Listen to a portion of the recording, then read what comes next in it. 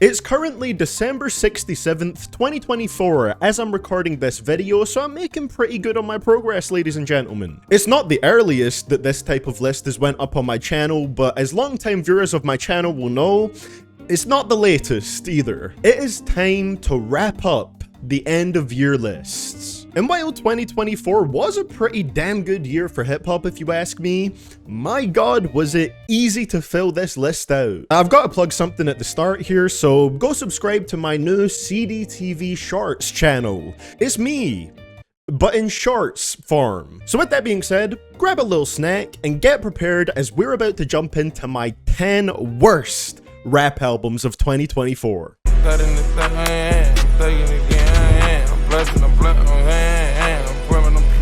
Sometimes dropping 3 full albums in 1 year is a bad idea, especially when the third one of them sounds this scuffed. This album gets a lot of flack because of Plutoski and the awful hook on it, but in my opinion, that song is not even bottom 3 on this album. MJ is worse to me, with Future's comatose delivery meshing horribly with the weird, spooky instrumental. I got hella vibes, my bitch, she worse than me. Let's take some action down inside the VIP. Brazier is worse to me with its thoroughly unmixed sound. It doesn't even sound like they tried to balance the loudness of the beat. I took them cheap prices up high. I'm really the biggest homie you got. I fuck a rapper bitch in a whip. Ace Gang is worse to me with Future sounding asleep once again. Whole lot of cash, yeah. It barely can fit in the bag, yeah.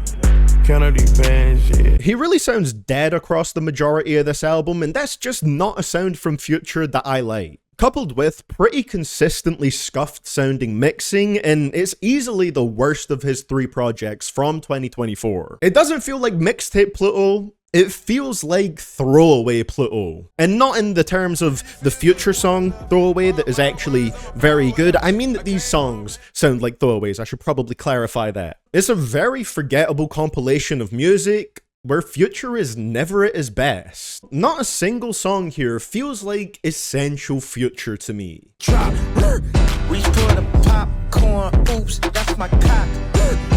It was kind of Kanye and Ty Dolla $ign to give me 2 albums to pick from for this list, but I do think that Vultures 2 slightly wins out in terms of being worse. And that sucks, because I feel like this album had more potential to be good than Vultures 1 did. It's the fact that it completely wastes that potential that makes this one so bad. So let's just run down the laundry list of issues, shall we? Number 1, AI.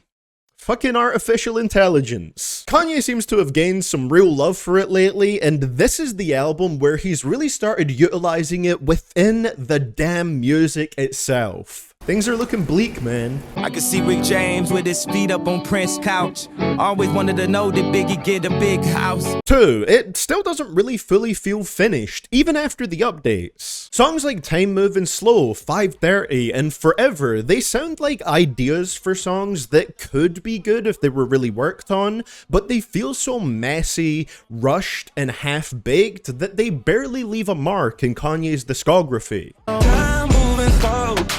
I just thought you had to know. Time moving slow. 3, they massacred Sky City. An actual crime against music. Say it's mine, yeah. No, it's mine, yeah. Mine, yeah. Can we fly, yeah? We can fly, yeah. Higher. 4, Husband. Just Husband. All you really need is a husband. Show you love and let him touch you, let him rub you. 5, a song like Dead was actually somewhat enjoyable before the updates. It just needed the volume to be a little bit louder because the track itself was a bit too quiet, but instead they messed it up further with later updates by adding in this 808 that just drowns out everything else each time that it hits, and it sounds super messy.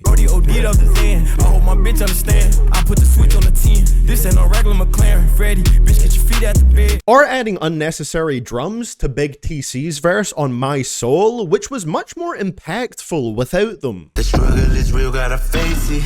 My freedom so close I can taste it.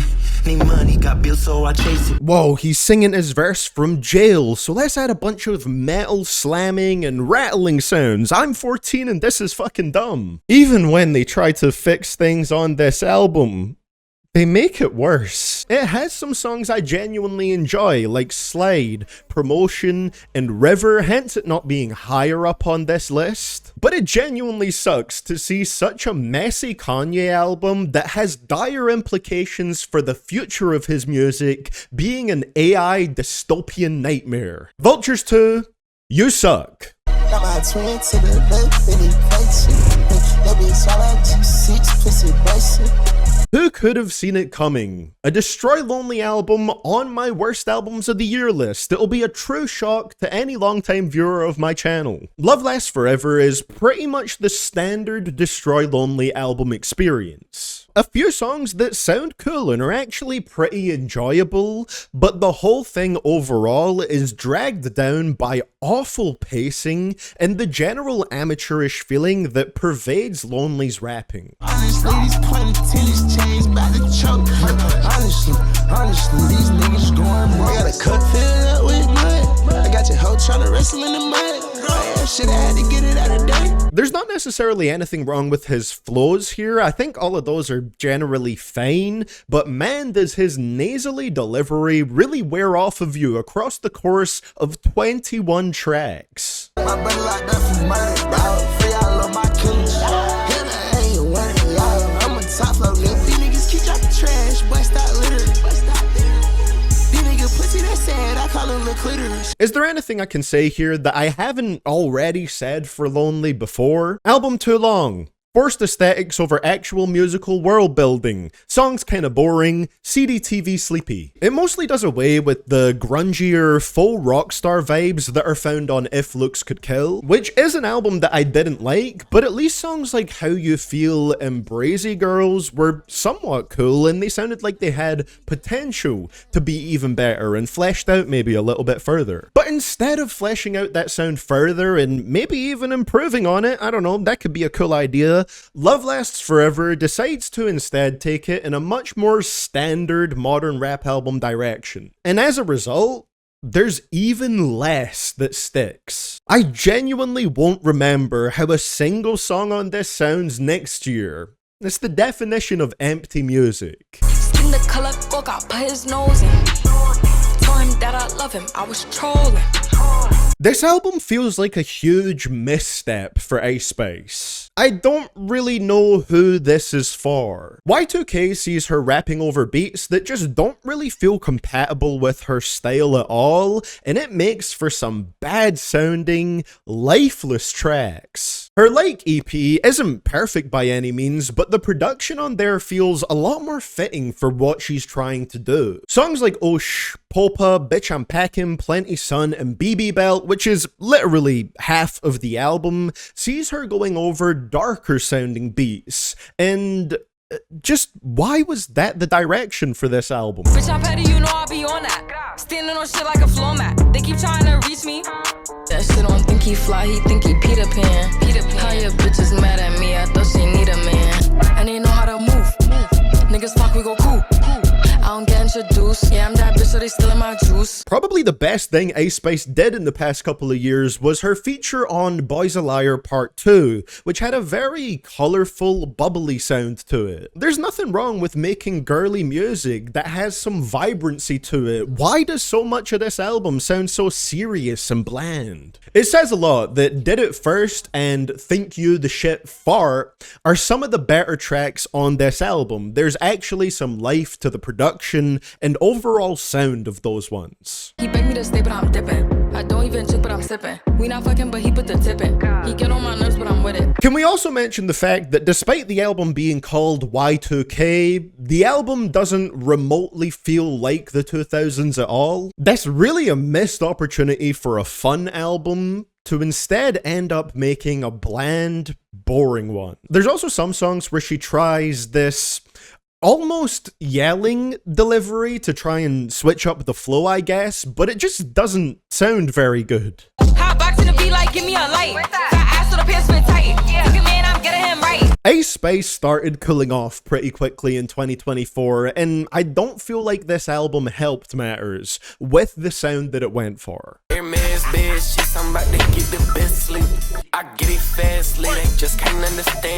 So Ian was a slightly controversial figure on Twitter in 2024, with a lot of those industry plant discussions and all that kind of stuff surrounding him. But to be honest, I don't really care if the industry plant accusations surrounding him are true or false. What I do care about is that the music isn't very fun to listen to. Ian is another rapper who, at least for valedictorian, kind of uses irony as a shield for the fact that they actually do want to make music and do want to be taken somewhat seriously while doing it.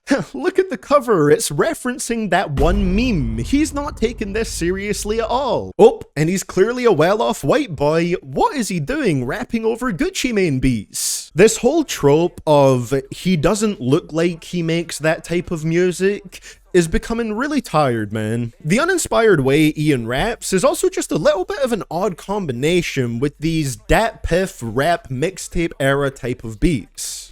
In his film with the suicidal doors, $500,000 carpet, Leo shoes at the door. Really been but the 4 years I'm gonna maintain. I can't make no friends now. I don't hate the idea of calling back to that style of production, but why does it have to be Ian doing it? On top of everything, putting the ironic presentation to the side, the music itself just sounds mega forgettable. There's nothing I can say that Ian really excels at on this album. A couple lines are funny, but nothing special. The delivery doesn't really set him apart from other similar artists. There's just not much here. I'm drunk, I'm drunk, I'm drunk. I'm really drunk. This is where it gets rough, to be honest. This album is really not fun to listen to. The first Lil Dicky album in almost a decade. And it's painful to listen to. Now, a lot of the people you'll hear criticizing this album probably didn't even really like Lil Dicky in the first place, but I was someone who actually quite enjoyed his Professional Rapper album in 2015. I was a teenager in high school at the time. I was the target audience, and I did enjoy it. I used to be somewhat of a fan of his music before it started gradually getting worse. So, as a former fan, I mean it when I say this album stinks and is far from funny. That is what makes it so bad, really. Not only does it flop when it comes to the music, but it also flops when it comes to the comedy. Sliding off, where's the condom? Whoa, it's not on my penis, baby.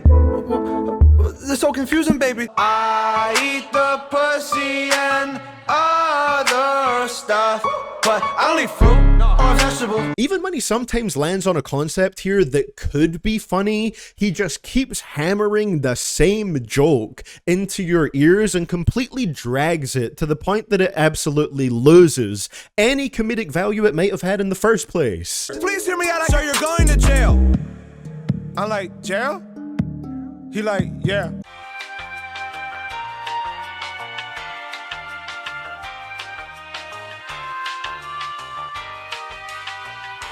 Sir, I know this is bizarre, but the whole rape thing, is it like real? Is it actually a thing in the jail? Or he like, yeah. A black guy said, I'll break your back. A Hispanic guy asked what that mouth like. Cannot let anyone know this. Why? It's not a big deal. If they find out, then it's over. Over? You raped, dead, maybe. Raped, dead? You know what he did? What'd he do? What'd he do? He raped some kids. Whoa, whoa, whoa, not true, I said. Remember the name Don Quixote? That's the guy that'll fuck you later. You're definitely gonna get raped. Raped dead? If I were you, I'd learn to fight. You know, if you don't rape me, I'll give you the best head you'll ever get in jail. And I'll be such a joy, so pleasant. What a great companion I could be. He also seems to have a love for beats that are heavily focused on 808s on this album, and I don't really know why. It's not a cool sound for these type of songs. It just comes off as an extra layer of abrasiveness.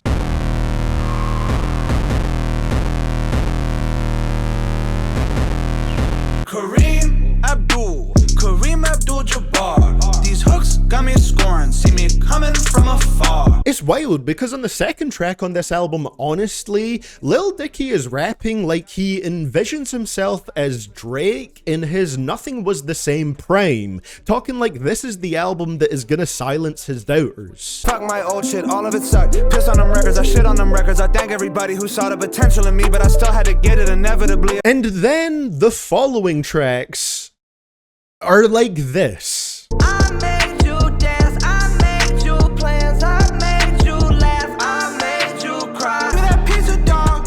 Give me that pizza. You know I gotta eat ya. Uber says my driver's name is Gungy. It feels like there's a huge disconnect between what Lil Dicky sees this album as and how it actually comes across. Look, maybe it's just because I've not watched the show Dave yet. Maybe that's why this album doesn't connect for me. But even after I've seen it, I don't think that it's gonna improve the way these songs feel to me. To sum it up, Lil Dicky's Peanut hurts. Take it out, please. God strike me down if I'm lying. Put my right hand on the Quran. I know that you ain't feel as good in a while. Albums like this are why I need a script for these videos. If I didn't write down my thoughts on an album like this, I genuinely would not know what to say about it right now, because this is the definition of in one ear, out the other music. And look, it's well known around here that I generally don't like French Montana's music, but I do like to think I'm relatively fair to him regardless of that. For example, They Got Amnesia has some bops. I genuinely don't think that that album sucks. But Mac and Cheese 5 is music taken from the super secret cutting room floor that they have stored underneath a trapdoor in the regular cutting room floor. It's what you maintain, never what you make. Cause even the garbage can gon' get a steak. I might pop me a shroom, pull the head out on Zoom. And if I nut in your stomach, that's 5 mil in your womb. The Dirty Bronx intro at least has a sort of humorous, old school atmosphere to it, but it does still show that French Montana is still somewhat insecure about people saying that he's carried by his features. Yeah, you sold 100 million, but they all features. Never that. Most of my plaques, I'm the feature. Niggas barely go gold. What was your last hit, dog? You straight ass. For real, mop stick. But I really started with straight cash. And that was 08. Every summer, different hits. Speaking of features, there is 2 tracks with Kanye on here, but I'm kind of tired about talking about the state of his music in 2024. So let me speak volumes about those features by saying nothing about them. Stand up united, who invited us, united us. Let's light it up, united up. Remember when they asked on shit like, can he rap? I don't even know where most of my Grammys at. The main appeal of French Montana albums is beats and features, and both of those aspects are so awfully mid on here. There is a Jid guest spot though. That's a really good feature, probably the peak of the album right there. On the opposite end of the features, Jeremiah had a hook that...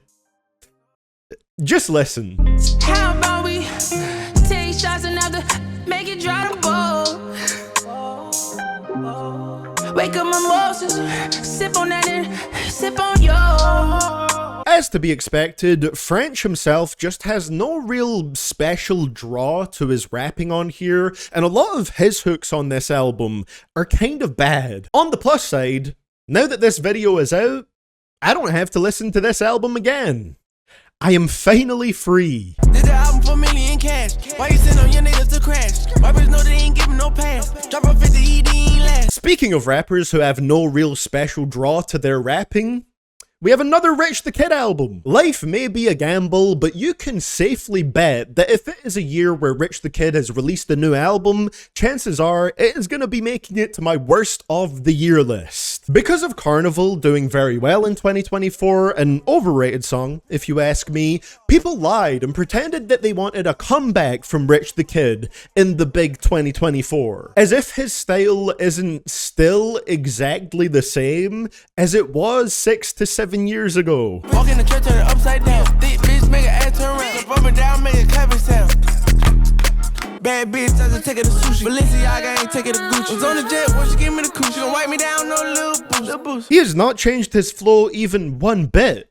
in all of those years. Similar to French Montana, there's a lot of comparisons we can draw to Rich's and French's albums. Rich is one of those artists that is mainly carried by features and by production. But about half of this album doesn't have features, a fatal mistake. Another similarity to French is that there's also 2 mid to below mid Kanye West features on this album, and the beats are really nothing to write home about. In fact, a lot of the beats just mesh pretty badly with Rich's one-note flow. Take on me in a bag, enormous. Cashed out the new land, my Florida. I might paint on her face, she gorgeous. In the bank and they treat me important. She said, put them all in my hand. I just blew a whole 100 bands. Hop of a jet, check when I land. Going to Dubai, I took a half a Zan. Perhaps I was too harsh on Rich the Kid's first The World Is Yours album when that dropped. At least the production was more enjoyable, and it probably has the highest ratio of good songs on a Rich the Kid album with some really good features throughout it. Life's a Gamble does not have that. I did it, Dolly. No one put it in my bank account. If you don't know me, then shut your mouth. Have you ever wondered what would happen if you take Lil Dicky, merge him with 6ix9ine, de-age him by about 20 years, and then change his brand of humor so that it's delivered with an overwhelming air of smugness that just completely zaps away any chance it potentially had of being funny in the first place?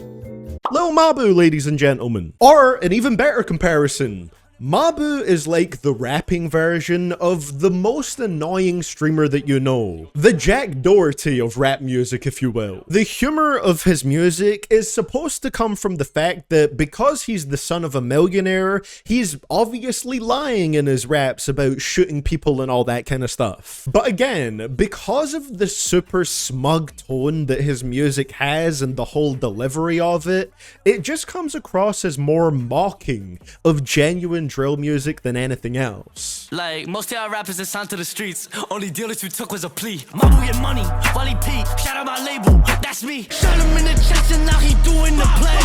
I could've lined him up, I'd rather do it instead, cause I don't trust the soul. He's just a different subgenre's version of Ian, but honestly, significantly worse, because at least Ian mostly doesn't have this mega irritating presentation that has this super egotistical vibe running all over it. And really, I just don't see a reason to listen to Mabu when the artists that he's imitating to make these kind of songs actually make them better without all the outrage marketing bullshit. For example, the first part of Throw is just completely biting what you would hear Lil Durk or Polo G doing. They had a special place in my heart, so I tried fixing them without breaking me. I learned the hard way, but I do it no more, thankfully. I wasn't supposed to make it this far, I'm talking racially. This shit feels make-believe. And then, I don't have to tell you who the drill songs sound like. They could be compared to any other drill artist who does the sound better. And then when it comes to the non-drill stuff, At What Cost is a song on this album that really baffles me. Is this overproduced song about Mabu's rise in the rap game supposed to make me feel emotional? Should I have spent time with friends instead of being a boss? Should I have put down the mic and maybe take up lacrosse? Wish I could put myself in ice,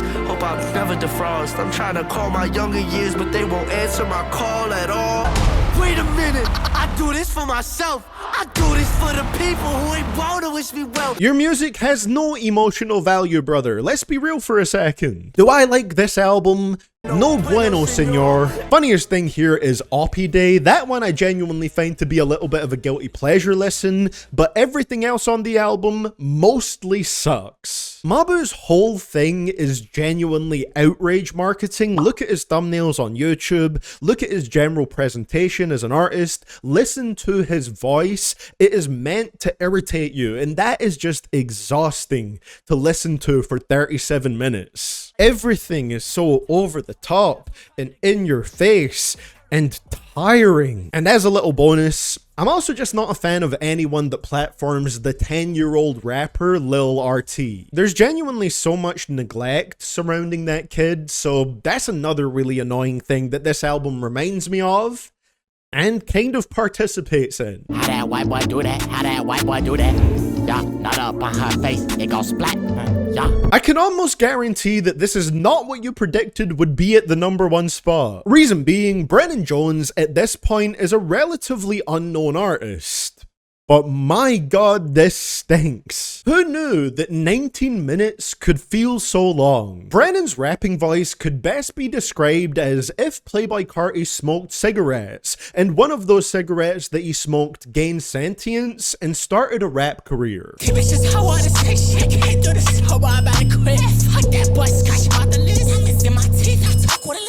can't believe I made it this far. We gon' cut that boy hair like a barber. I'm the shit like a toddler. Oh, you don't like me? That's cool, but you never fight me. They see Lil Brandon Jones swag, now they tryna bite me. His delivery is really bad. So straight away, the music is at a major disadvantage. It's the worst sounding rapping I heard in 2024. I really can't stress to you enough how awful it is to listen to. Blow That Bitch's Brains Out sounds like a bad YouTuber parody of Lil Uzi Vert. That bitch don't want me, it's okay now. Well, I keep a fucking K now. Blow that bitch's brains out. Make that bitch give me brain now. Boy, I got all this fame now. And then the beats. With some albums here, at least there's some fire beats on them that help the listening experience a little bit, but hardly any of the production on here is a redeeming quality either. I'm with white bitch, her name Becky. I'm with black girl, her name Lex. Bitch, I'm feeling reckless. Wow, wow, wow, wow, wow. That bitch throw a fit. I ain't tryna listen. I'm the shit, bitch. I rock these Spencer down. Get your click hit for like 10. The one single decent song on here for me is Fashion Trappin'. It's still not very good and kinda sounds like something Carti would have dropped several years ago on Self-Titled, but at least it's listenable. She said, glad you made it. Little Jamaican waiting for me at the front door. Take me to the room. Brennan started in the fashion world. According to Genius, he was even a stylist for some rappers before he started making his own music. So, as is the case with a lot of modern underground hip-hop, this music is all about vague musical aesthetics that are trying to be akin to bold fashion statements. But with Brennan Jones 1, the statement falls apart and becomes an absolute disaster on the runway. I feel like a lot of this new wave of what is referred to as underground music is all about that. Trying to force a certain aesthetic and focusing on being mysterious rather than putting that energy into making something that actually sounds good. If there's anything slightly redeeming I can say here, it's that this is Brennan's first album. There's plenty of room to grow and evolve from here, but this is easily my least favorite project that I listened to in 2024, so I would be lying if I didn't place it at this #1 spot. And ladies and gentlemen, that is why Brennan Jones 1 is my personal worst rap album of 2024. So, with the end of your lists now finally being complete, I'm gonna pass it over to you guys. What was your worst rap album of 2024? Let me know down in those comments below. With that being said, thank you very much for watching. Thank you for all the support in 2024. I'm excited to see what 2025 holds for all of us, and you can click on the screen right here to check out my end of year videos playlist. Much love to my channel members and Patreon supporters over there, with a special shout out to Cheese Daddy, I Am Regent, KWG13270, Lucas1123, and Neo Striker.